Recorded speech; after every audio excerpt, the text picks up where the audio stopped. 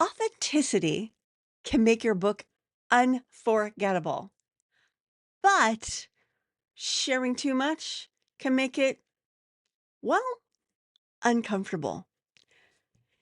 And sometimes it's hard to know how to strike that balance. Believe me, I'm on that road trying to learn that because Queen of TMI here, but I've learned some lessons and I'm going to share them with you in this episode.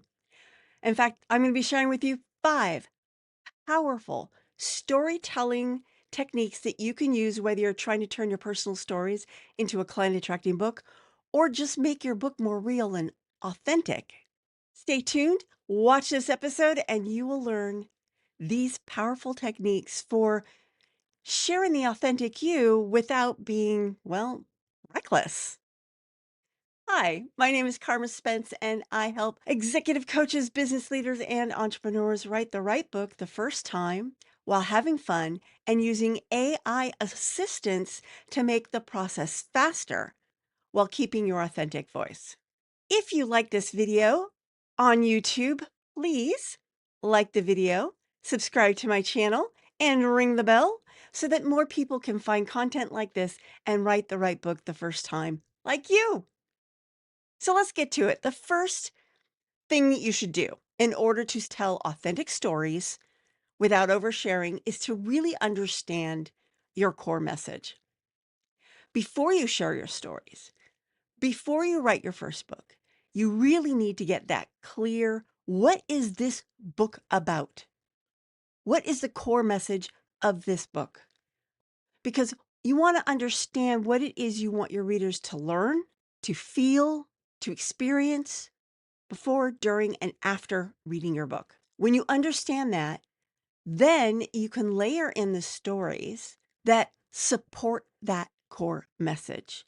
And that helps rein in some of those stories and some of the oversharing, because often when you're oversharing, you're sharing something that is irrelevant to the point you were trying to share about in the first place.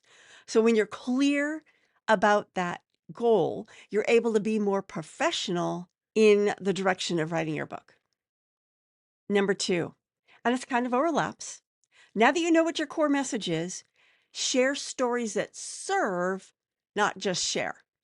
So, like, if I'm talking about baking a cake, do I really want to tell them about the time, I don't know, someone was in a hospital?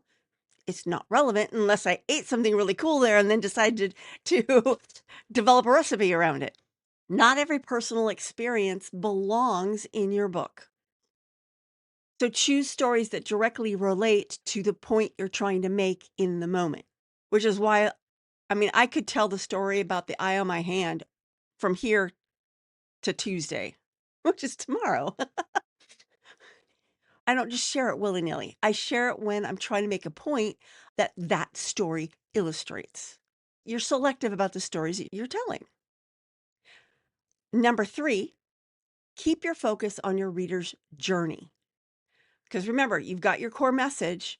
This leads to a journey that you want your readers to learn, feel, experience before, during, after your book.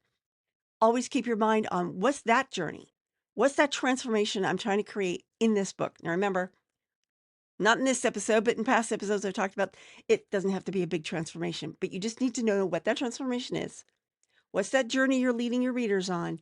And keep your mind focused on that. That also helps you select stories that support that journey and not something else.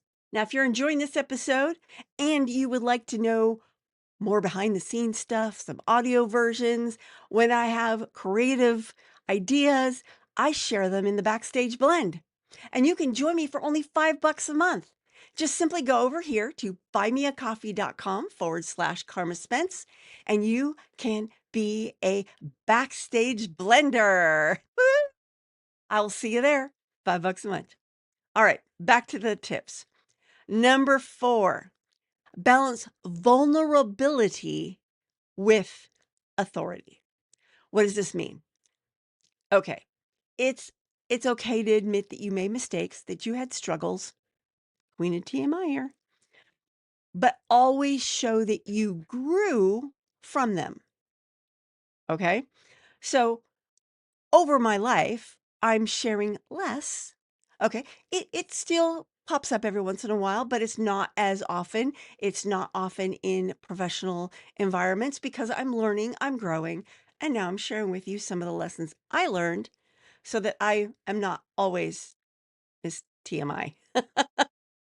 So you don't just confess, I screwed up. I had this struggle. I messed up.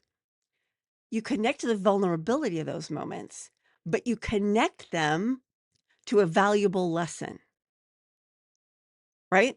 So I've spent a lot of my life sharing things that people don't really care about because I have ADD. And so often there's not much of a filter. And also, I forget things like almost as I'm saying them sometimes. So I've had this sense of urgency to get the words out. But as I've learned and grown and had some really positive feedback about, okay, Karma, this was okay to share, this was not. And I've learned and I've grown. And that's part of the reason why I've come up with some of these rules that I'm sharing with you today is because I've learned, all right, does this story further what I'm trying to express?